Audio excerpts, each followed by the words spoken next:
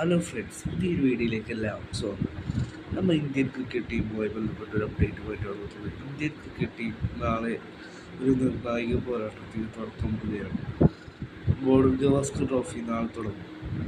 WTC ഫൈനലിലേക്ക് കടക്കണമെന്നുണ്ടെങ്കിൽ നാളത്തെ പരമ്പര ഇന്ത്യക്ക് വിജയിച്ചു തരണം. 5 ടെസ്റ്റ് പരമ്പരയാണ് ഓസ്ട്രേലിയയുമായിട്ട് ഇന്ത്യ കളിക്കാതെ പോകുന്നത്. നാളെ രാവിലെ 7:30 മത്സരങ്ങളുണ്ട്. ആദ്യ മത്സരത്തിൽ ഇന്ത്യയുടെ നായകനായ രോഹിത് ശർമ്മ കളിക്കുന്നില്ല. ബുംറയായിരിക്കും ഇന്ത്യൻ ടീമിനെ നയിക്കുക. രോഹിത് ശർമ്മയെ കൂടാതെ ശുഭ്മാൻ ഗില്ലും നാളത്തെ മത്സരത്തിൽ കളിക്കുന്നില്ല.